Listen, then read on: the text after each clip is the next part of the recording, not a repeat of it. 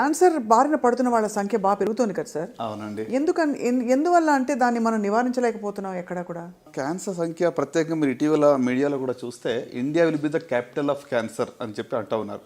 అంటే ప్రత్యేకంగా రొమ్ము క్యాన్సర్ కానివ్వండి, లేకుంటే గర్భాశయపు ముఖద్వారపు క్యాన్సర్ కానివ్వండి, నోటి క్యాన్సర్స్, లంగ్ క్యాన్సర్స్, ఈ సంఖ్య ఇటీవల బాగా పెరుగుతూ ఉంది. సో కారణం ఏంటంటే లో అండ్ మిడిల్ ఇన్కమ్ కంట్రీస్లో అవేర్నెస్ తక్కువగా ఉంది. అర్లీ డిటెక్షన్కి మన దగ్గర ఫెసిలిటీస్ లేవు. ఇది మెయిన్ కదా సార్. సో ప్రివెంటివ్ స్ట్రాటజీ కూడా మన దగ్గర పెద్దగా లేదు.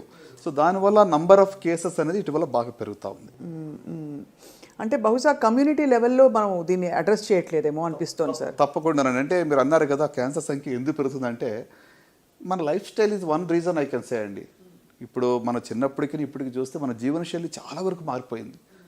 The food that you eat, the air that you breath, మనం పీల్చుకునే గాలి కానివ్వండి, తినే ఆహారం కానివ్వండి, లేకుంటే త్రాగే నీళ్లు కానివ్వండి, అంతా కూడా కలుషితం అయిపోయింది. Even the mental health, stress level చాలా పెరిగిపోయినాము. పరిగెడతా ఉన్నాం అంటే మనసులో ఒక ప్రశాంతత అనేది లేదు.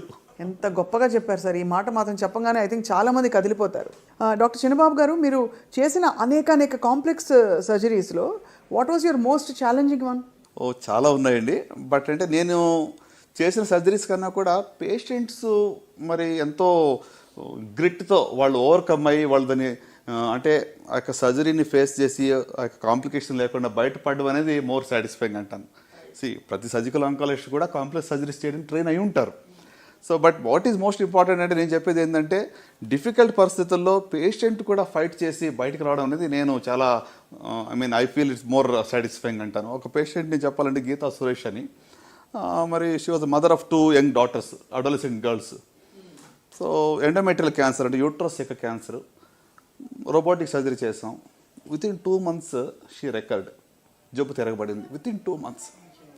ఎంత అంటే నాకు నిరుత్సాహం, అరే ఏంటి ఇంత మంచి ఆపరేషన్ చేసాం, బాగుంది, అంతా చక్కగా అయిపోయింది అనుకుంటే జబ్బు తిరగబడింది ఏంటి అని చెప్పి చాలా మళ్ళీ బయాప్సీ చేసాం. Prove turn out to be ఇంకా మెటాస్టాటిక్ డిసీజ్ అంటామంటే అన్ని చోట్లకి పాకిన జబ్బు.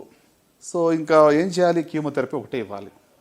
కానీ ఆ పేషెంట్ దగ్గరికి వచ్చి ఒకటే అడిగింది, డాక్టర్ గారు నా పిల్లలు పెళ్ళిని చేయగలనా అని అడిగింది.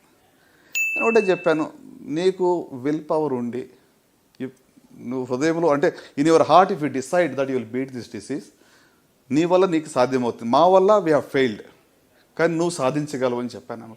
ఆమెకు ఫ్యామిలీ సపోర్ట్ ట్రెమెండస్, చాలా గొప్ప సపోర్ట్ అనమాట. అన్ని రకాలుగా అన్ని ఆల్టర్నేటివ్ మెడిసిన్స్ అన్నీ కూడా ట్రై చేశారు. చివరికి ఇప్పుడు ఆల్మోస్ట్ 12 సంవత్సరాలు అయింది. ఆమె కీమో కూడా మానేసినా కూడా she has beaten the disease. అంటే మేము 4వ స్టేజ్లో కంప్లీట్గా క్యూర్ అని చెప్పము. అలాంటిది today she is totally disease free.